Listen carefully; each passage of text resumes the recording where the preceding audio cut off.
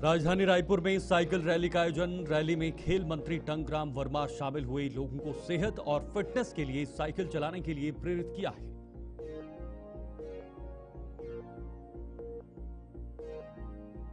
रायपुर मंडल में 22 मई से 5 जून 2025 तक मनाया जा रहा विश्व पर्यावरण दिवस अभियान। रायपुर रेलवे स्टेशन पर जागरूकता रैली एवं नुक्कड़ नाटक का आयोजन किया। नाटक के माध्यम से प्लास्टिक के रोकथाम, जल संरक्षण एवं वृक्ष बचाने का संदेश दिया।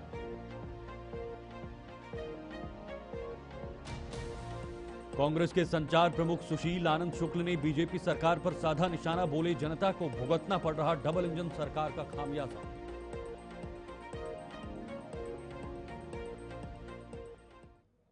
नमस्कार, गुलिस्तान न्यूज में आपका स्वागत है और खबर छत्तीसगढ़ के साथ मैं आपके साथ शीतल शर्मा। डिप्टी सीएम विजय शर्मा ने अपने निवास स्थान में पत्रकारों से विभिन्न मुद्दों पर चर्चा की है। इस दौरान उन्होंने सुशासन तिहार का समापन को लेकर कहा कि सुशासन तिहार में तकनीकी रूप से बड़ी पहल यह रही कि आवेदन लेने के 1 महीने बाद उसकी समीक्षा की गई, जिससे प्रशासनिक संतोषजनक परिणाम सामने आए हैं। एनआई की छापेमारी को लेकर उन्होंने कहा कि देश में सुरक्षा से जुड़े मामलों में बीजेपी सरकार जीरो टॉलरेंस की नीति पर काम करती है। उन्होंने कहा, हमारे समय में देशद्रोहियों को बिरयानी नहीं परोसी जाती, उनकी जगह तय होती है। माननीय विष्णुदेव जी की सरकार में बहुत से काम आगे बढ़े हैं। पूर्णता तो एक आदर्श स्थिति होती है, वो एक अलग बात है, परंतु बहुत से काम आगे बढ़े हैं। और इस सुशासन तिहार में तकनीकी तौर पर जो एक अच्छी बात थी वो ये है कि आवेदन के 1 महीने बाद फिर समीक्षा शुरू हुई है। प्रायः जो ये होते थे, कैंप लगते थे, तो वहीं कैंप लगता था, वहीं बात होती थी। इसमें पहले कैंप लगाया गया, आवेदन लिए गए, उसका डॉक्यूमेंटेशन किया गया और 1 महीने बाद फिर उस पर समीक्षा के नाते माननीय मुख्यमंत्री जी और मुख्यमंत्री जी के निर्देश पर सारे मंत्रीगण वहां पर गए। तो मुझे ये ध्यान आता है कि जो आंकड़े यूं प्रस्तुत प्रशासनिक तौर पर हुए हैं, उससे पृथक भी जो संतुष्टि का आधार है वो बहुत अच्छा था। प्रखरता से, प्रचंडता से कार्यवाही होगी। भाजपा की सरकारें इस पूरे ही विषय में, जिसमें देश की सुरक्षा का विषय है, समाज की सुरक्षा का विषय है, जीरो टॉलरेंस के साथ ही काम होता है। भैया, हमारे समय में ऐसे लोगों को दिल्ली में बंगलों में बिठा करके बिरयानी नहीं खिलाया जाता है, उनकी जगह जेल सुनिश्चित है, वो जेल। विश्व साइकिल दिवस से पहले राजधानी रायपुर में आज साइकिल रैली निकाली गई। इस रैली में खेल मंत्री टंकराम वर्मा, विधायक गुरु खुशवंत साहिब और मोतीलाल साहू समेत कई लोग शामिल हुए। रैली का मकसद लोगों को सेहत और फिटनेस के लिए साइकिल चलाने के लिए प्रेरित करना था।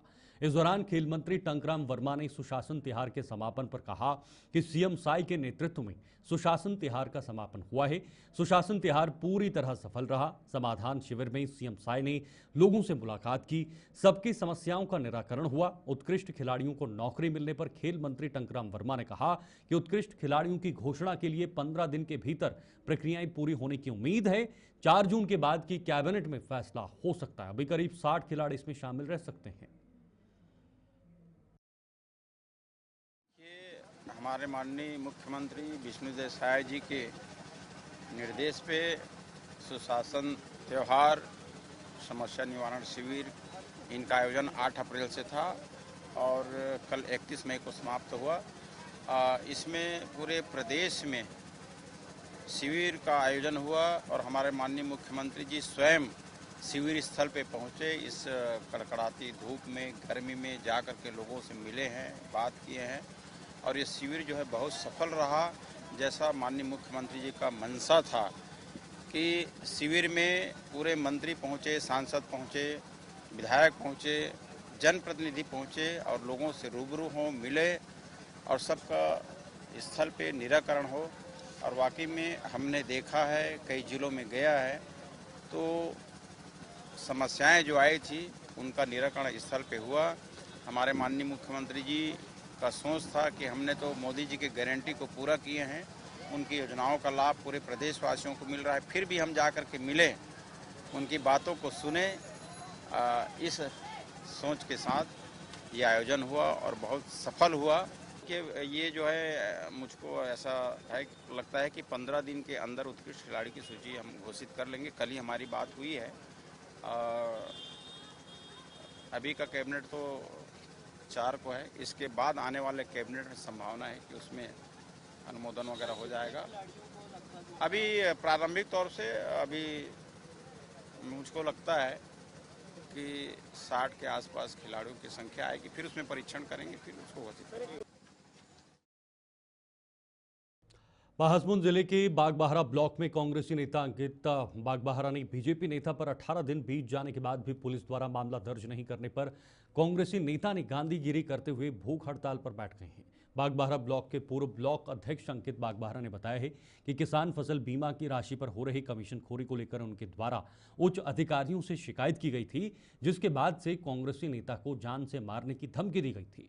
अंकित बागबाहरा ने जानकारी देते हुए कहा कि बीजेपी नेता हितेश चंद्राकर द्वारा उनके साथ अभद्र व्यवहार किया और अमर्यादित भाषाओं का प्रयोग करते हुए उन्हें जान से मारने की धमकी दी गई थी, जिसकी शिकायत अंकित बागबाहरा ने पुलिस प्रशासन से की है। लेकिन पुलिस प्रशासन द्वारा 18 दिन बीत जाने के बाद भी मामले में कोई कार्रवाई बीजेपी नेता के खिलाफ अब तक नहीं की है।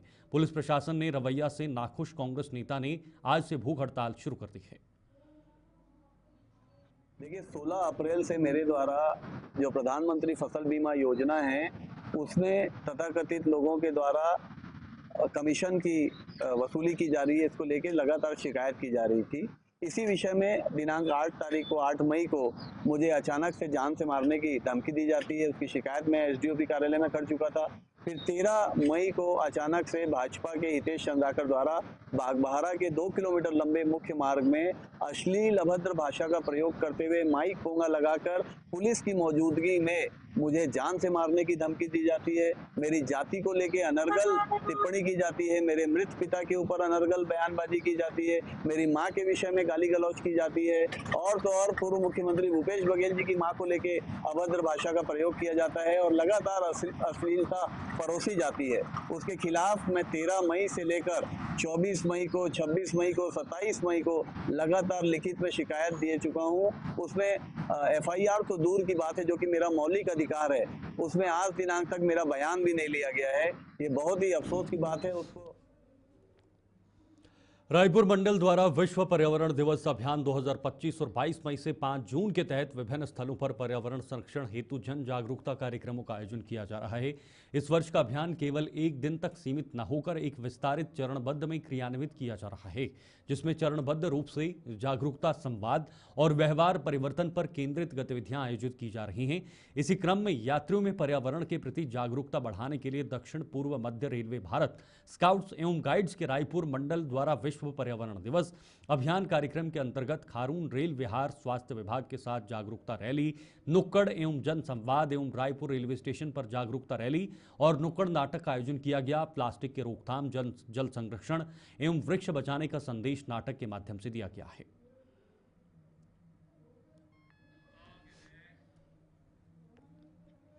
वहीं छत्तीसगढ़ सरकार 1 से 7 जून तक चावल उत्सव कार्यक्रम आयोजित कर रही है। इस दौरान 81 लाख से अधिक राशन कार्ड धारक परिवारों को 3 महीने का राशन एक मुश्त दिया जाएगा, यानी जून, जुलाई और अगस्त महीने का चावल एक साथ बांटा जाएगा। इस चावल उत्सव को लेकर सियासत तेज हो गई है। इस मामले को लेकर कांग्रेस के संचार प्रमुख सुशील आनंद शुक्ल का बयान सामने आया है। उन्होंने कहा कि डबल इंजन सरकार का खामियाजा जनता को भुगतना पड़ रहा है। प्रधानमंत्री मोदी के 7 साल के कार्यकाल को लेकर सुशील आनंद शुक्ला ने एक बार फिर से सरकार पर निशाना साधा है।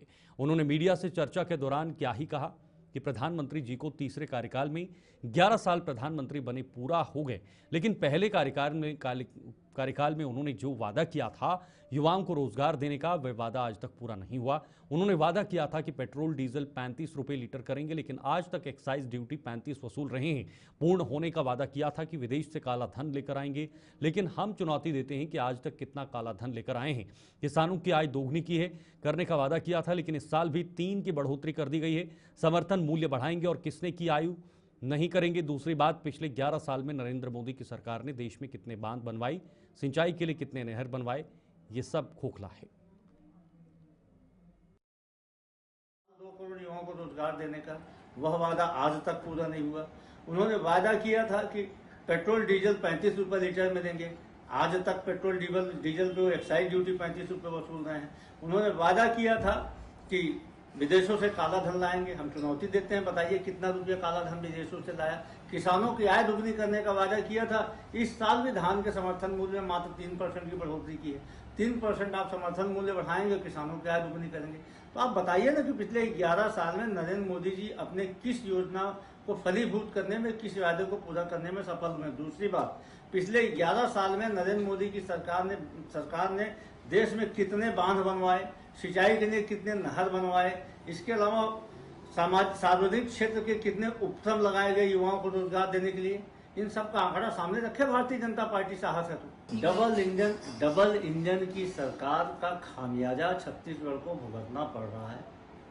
ये वादा किए थे कि डबल इंजन की सरकार बनेगी तो छत्तीसगढ़ का भला होगा, लेकिन आज स्थिति ये है कि 3100 रुपये समर्थन मूल्य में धान खरीदने के बाद आज 1819 रुपये में खरीदार नहीं मिल रहा है। उसके साथ ही धान को रखने के लिए इनके पास जगह नहीं बची है। सेंट्रल पूल का चावल का कोटा बढ़ नहीं रहा है। ऐसी स्थिति में सरकार उस चावल को जो बन चुका है उसको रखेगी कहाँ? इसलिए वो आम उपभोक्ताओं का 3 माह का चावल एक मुफ्त दे रहे हैं, जबकि हकीकत यह है कि यदि वास्तव में सेंट्रल गवर्नमेंट छत्तीसगढ़ के पूरे उपार्जित धान से बनने वाले चावल को ले रही होती तो ये स्थिति नहीं बनती। इधर छत्तीसगढ़ में शिक्षकों की समस्याओं को लेकर एनएसयूआई राष्ट्रीय छात्र संघ इंडिया के प्रदेश अध्यक्ष नीरज पांडे ने राजीव भवन रायपुर में एक प्रेस कॉन्फ्रेंस का आयोजन किया, जिसमें उन्होंने राज्य सरकार पर गंभीर आरोप लगाते हुए कई महत्वपूर्ण मुद्दों पर ध्यान केंद्रित किया।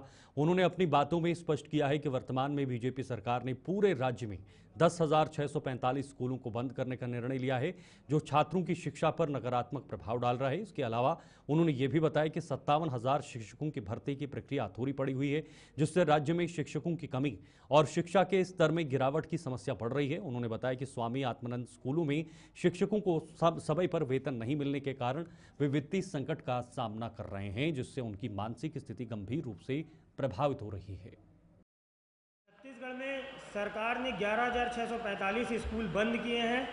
इस आदेश को तत्काल सरकार वापस ले और इन स्कूलों को तत्काल प्रभाव से खोला जाए, यह हमारी महत्वपूर्ण मांग है।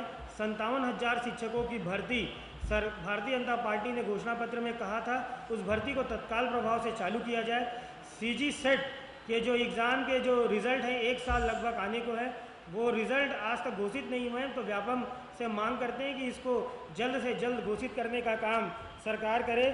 जो स्वामी आत्मानंद स्कूल हैं और शासकीय स्कूल हैं, उनके बिजली बिल जो बकाया है उसको, और जो मूलभूत सुविधाओं से फंडिंग के कारण जो शासकीय विद्यालय जूझ रहे हैं, उस फंडिंग को तत्काल प्रभाव से सरकार इनको पूरी करे। और अभी जो IGKV में जो हमारे कुलपति हैं वो संघीकरण कर रहे हैं विश्वविद्यालय का, उस संघीकरण का विरोध एनएसयूआई कर रही है। जो 3 कुलपतियों को ABVP के कार्यक्रम में सदस्य बनाया गया है स्वागत समिति का, ऐसे लोगों को तत्काल प्रभाव से सरकार बर्खास्त करे। ये एनएसयूआई की मुख्य मांग है, जिसको लेकर एनएसयूआई सोमवार से सड़क से लेकर सदन तक की लड़ाई लड़ेगी और शांतिप्रिय तरीके से ये आंदोलन स्टार्ट करेगी। चलिए, इस बुलेटिन में फिलहाल के लिए इतना ही। वक्त एक छोटे से ब्रेक का है। आप बने रहिए गुलिस्तान न्यूज़ के साथ।